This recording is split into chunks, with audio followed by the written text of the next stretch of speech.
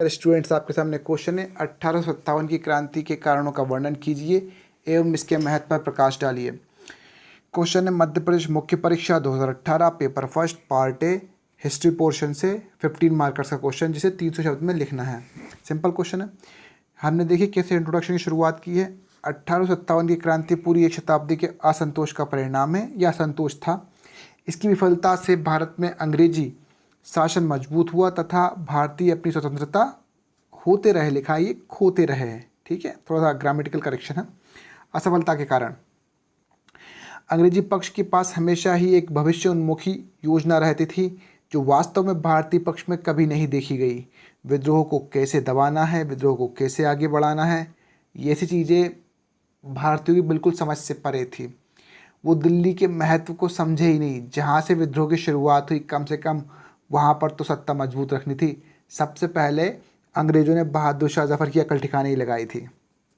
फिर है दूसरा फैक्टर, विद्रोह को दबाने के लिए पूरा ब्रिटिश साम्राज्य एक हो गया था। वहीं भारतीयों में राष्ट्रवाद और एकता का भाव कहीं नहीं देखने को मिला। जब हम राष्ट्रवाद की बात करते हैं तो हम सब मिलकर काम करने की बात करते हैं, सबके कॉमन इंटरेस्ट एक ही होने चाहिए, ऐसी कुछ बातें होती है, लेकिन ऐसा कुछ भी नहीं था।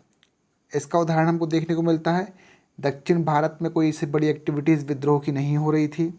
मध्यम वर्ग साथ नहीं दे रहा था, बुद्धिजीवी वर्ग साथ नहीं था। वो बिल्कुल नहीं चाहते बहादुर शाह जफ़र जैसे लोग वापस आ जाएं और वही सामंतवाद फिर से लौट कर आ जाए। जमींदार वर्ग को पहले ही अंग्रेज अपने पक्ष में कर चुके थे।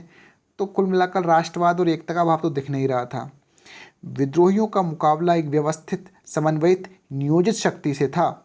विद्रोही नेताओं में क्षेत्रीय भावना प्रबल थी। वे व्यक्तिगत हितों से परिचालित थे, जैसे किसी की जमींदारी छीनी तो किसी का दत्तक पुत्र तो किसी की पेंशन। अतः इनमें पूर्ण रूप समन्वय का अभाव था। ये जो बात है, बहुत कम शब्दों में बहुत ज़्यादा बात कह दी गई है।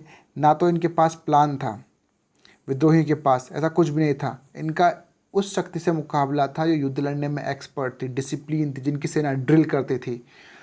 और भारतीय सेना वो थी जिसकी तलवारों में जंग लग चुका था। सालों से इन्होंने युद्ध नहीं लड़ रहे, क्योंकि सहायक संधि के माध्यम से सारे युद्ध तो यही लड़ रहे थे आपस में। नेक्स्ट है आगे व्यवहारिक पक्ष। देखिए, एक तो हो गया आपका प्रैक्टिकल, एक तो हो गया आपका अवधारणात्मक पक्ष, योजना, प्लान, आगे विचारशील, प्रगतिशील, पुनर्जागरण, इन सब कई सारी चीज़ों में ब्रिटिश आगे थे। तो हम व्यवहारिक पक्ष भी देख लेते हैं। अंग्रेजों के पास योग्य सेना नायक जैसे निकलसन, हडसन, ह्यूरो जैसे नायक थे, किंतु भारतीय पक्ष के पास क्षेत्रीय नेता तो थे, लेकिन कोई भी लिंकन जैसा राष्ट्रवादी नेता नहीं था जो भारतीय विद्रोह को संगठित कर सके। नो डाउट विद्रोह काफ़ी विप्लवकारी था, हिंसक था और तीव्र था, लेकिन अगर सब एक झंडे तले आते, एक कॉमन फैक्टर के तहत चलते, तो शायद कुछ रिजल्ट निकल सकता था, कुछ कॉन्क्लूसिव हो सकता था, कुछ अच्छा हो सकता था। लेकिन किसी को पेंशन चाहिए, किसी को क्या चाहिए। अंग्रेजों के पास तकनीक, हथियार, सेना, गोला बारूद था, उनके पास संसाधन अपार थे। वहीं भारतीय विद्रोही पुरानी तलवारों, तीर कमान और भालों के साथ एक आधुनिक शक्ति का मुकाबला करने जा रहे थे। फिर संसाधनों के मामले भी अंग्रेजों के सामने कहीं नहीं ठहरते थे। ये मेरे ख्याल से इतनी बातें बताने के लिए काफ़ी है कि अंग्रेज कौन थे। भैया, उनका पूरा विश्व पे लगभग उनका एक छत्र राज था। तो अंग्रेज समथिंग लाइक सुप्रीम पावर। अंग्रेज़ों को सभी ओर से मदद आ रही थी। उनके मातृ देश, उपनिवेश, स्थानीय वफादार यानी ग्वालियर और अवध, सब जगह से मदद आ रही थी। और सेना में विद्रोह के फैलने के बावजूद भी गोरखा, और इसमें एक और मिसिंग है, सिख को भी जोड़ लो आप, गोरखा और सिख अंग्रेज़ों के साथ थे, जबकि भारतीय पक्ष इन सब में बहुत पीछे थे। ठीक है, हम तो यूनिटी ही नहीं कर पाए, तो लड़ने का तो छोड़ दो। उपरोक्त कारकों ने मिलकर 1857 की विद्रोह की असफलता सुनिश्चित कर दी। आप देख सकते हैं ये फैक्टर्स, चाहे वो व्यवहारिक हो या फिर अवधारणात्मक यानी कॉन्सेप्चुअल, तो दोनों ही फैक्टर में हम उनसे पीछे थे। फिर इसका जो सेकंड पार्ट है क्वेश्चन का, वो है विद्रोह का महत्व क्या है। ठीक है, तो आप देखिए 1857 का विद्रोह का महत्व। पहली बात तो ये, पहली बार भारतीयों को अपनी शक्ति के संगठन की एकता का एहसास हुआ। इससे पहले कभी एक हुए नहीं थे। पहले बात तो ये। दूसरा ये, एक लंबे समय अंतराल बाद ब्रिटिश की विस्तारवादी हड़प नीति पर रोक लगी, क्योंकि अंग्रेज़ों को भी समझ में आ गया कि इससे ज़्यादा स्प्रिंग को खींचा तो स्प्रिंग टूट जाएगा।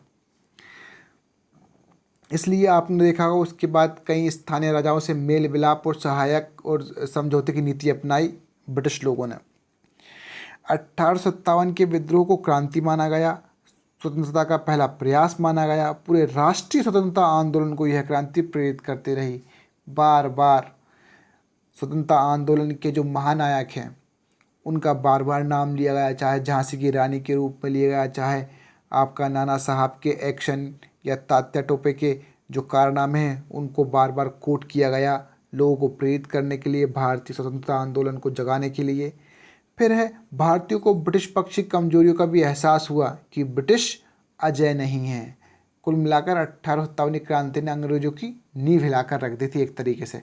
तभी तो ब्रिटिश सरकार खुद सामने आ गई और ईस्ट इंडिया कंपनी को बैकग्राउंड में कर दिया। तो ये बताता है कि 1857 की क्रांति कहीं ना कहीं बिल्कुल परिवर्तनकारी थी, जिसने कंपनी के शासन को ख़त्म कर दिया। लेकिन कुल मिलाकर शोषण, भारत के शोषण में कोई परिवर्तन नहीं आया, शोषण बदस्तूर जारी रहा। तो ये जो महत्व है भारतीयों के संदर्भ में बता रहा हूँ, अंग्रेजों के संदर्भ में नहीं। ठीक है। So this was the only question. I hope you guys like the explanation. Thank you. See you again.